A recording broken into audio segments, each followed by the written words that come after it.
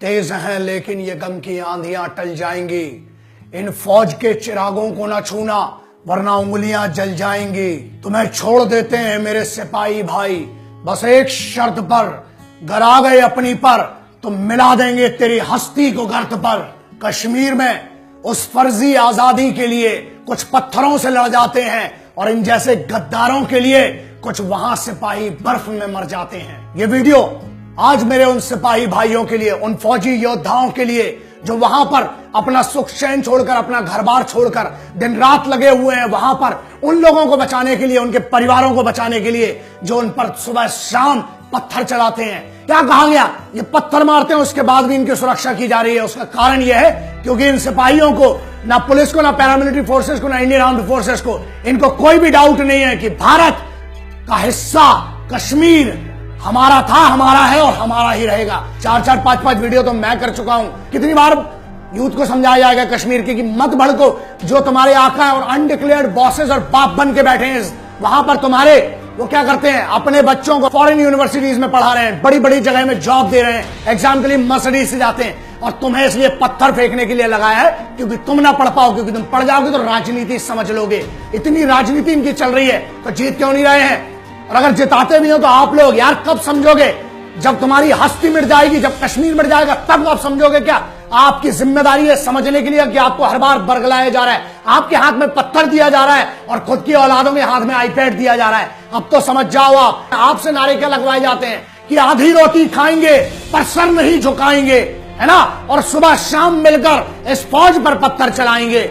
उसके बाद भी आर्मी कैंप्स के सामने दूसरे दिन सुबह फिर राशन में चावल के लिए और केरोसिन ऑयल के लिए लगे रहते हो। फिर भी दिल देखो उस फौजी का कितना बड़ा होता है कि तुम्हें बाढ़ आती है तो बचाता है, तुम्हारे आका बाप आते हैं वहां पर बचाने के लिए। जब अभी कल रात को जब वो गर्भवती महिला वहां अस्पताल से लौट रही थी, आपको तो इंसिडेंट भी नहीं पता होगा क्योंकि मीडिया में कुछ ऐसे गद्दार मीडिया वाले बैठे हुए हैं जो यहां की खाते हैं, हमारी रोटी खाकर अपने आका बाजू वाले देश और अपने बापों की खाते हैं। इन गद्दारों को मैसेज दूंगा आखिरी में बहुत क्लियर, शिकारे वाले को कौन सी आजादी, सब्जी बेचने वाले को कौन सी आजादी, फल बेचने वाले को कौन सी आजादी, मजदूर के लिए कौन सी आजादी, पता नहीं किस आजादी के लिए लड़ते रहते हो जो तुम्हारे आकाओं ने बताई है, जिन्होंने तुम्हें प्लांट किया वो तुम्हें आजादी, गलत आजादी बताते हैं। यार इस हिंदुस्तान में जी रहे हो इसलिए खुली सांस लेने का, और यहां तुम्हारे प्रोटेक्शन के लिए तेरी फौज है। तुम्हें पता है 3 लोग बर्फ में दबकर मरे हैं, 1 जेसीओ थे और 2 एनसीओ थे, मरे हैं तुम्हारे लिए बटालिक सेक्टर में बर्फबारी में।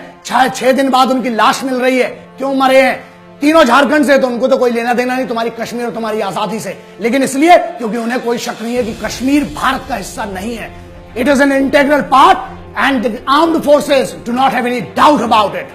और वो मीडिया वालों ने जो इसको इतना हाइप बना दिया है कश्मीर कश्मीर कश्मीर करके, जम्मू तक डेवलप नहीं होने दिया, इतनी बुरी हालत कर दी है, वहां पर बच्चे भूखे मर रहे हैं। अभी जो चल रहा है पिछले 2 दिनों से, कौन तुम्हारे आका लोग आ रहे हैं, कोई वहां पर वही फौज खड़ी हुई है जिसको तुम पत्थर मारते हो ना, रात को एक आवाज में खड़ा हो जाता है, वही बूढ़ी महिलाओं के लिए, वही बूढ़े लोगों के लिए, बच्चों के लिए सुरक्षा के लिए खड़ा हुआ है। और सिपाही की इज्जत करो यार।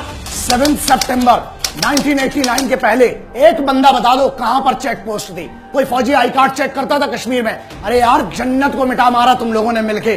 किस नाम पर? उस फर्जी आजादी के नाम पर। एक तरफ तुम कहते हो कि सरकार की नौकरी मत लो, ठीक है, और दूसरी तरफ तुम क्या कर रहे हो, वहां डेवलपमेंट होने नहीं दे रहे हो। तो इशू ये है तुम इस यूथ को बरगला रहे हो क्योंकि तुम्हें वहां तानाशाही करना है, राज करना है और इनको अनपढ़ रखना है। यह सबसे बड़ी प्रॉब्लम है। दूसरी बात, अब गद्दारों सामने बोल रहा हूं और फिर से बोल रहा हूं, इस बार फोन आते हैं बड़े, फेक साबित कर दोगे, फ्रॉड साबित कर दोगे, क्या बोलते हो मेरे बारे में, है ना, मीडिया में बड़ी धमकियां आते हैं मीडिया वाले जो मेरे को कर रहे हो। सबको बता रहे इस देश में 2 टाइप के मीडिया है, एक वो जो देश के सिपाही की बात करते हैं और एक वो रोज कोशिश करते हैं फोन कर करके, है ना।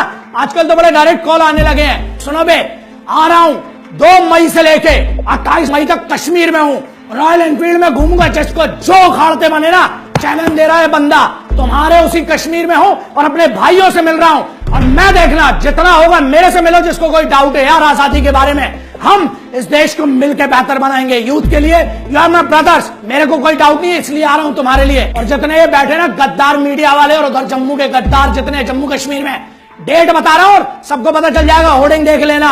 आ रहा हूं अकेला, जो उखाड़ते बने बे उखाड़ लेना। यूथ याद रखो, तुम्हें पढ़ना पड़ेगा, तुम्हें अपने हाथ में सत्ता लाना पड़ेगी, तुम्हें सिविल सर्विसेज क्लियर करना पड़ेगा, फौज ज्वाइन करना पड़ेगी अगर तस्वीर बदलना है तो। देश के खिलाफ मत लड़ो, देश के लिए लड़ो। जय हिंद, वंदे मातरम, इंकलाब जिंदाबाद, भारत माता की जय।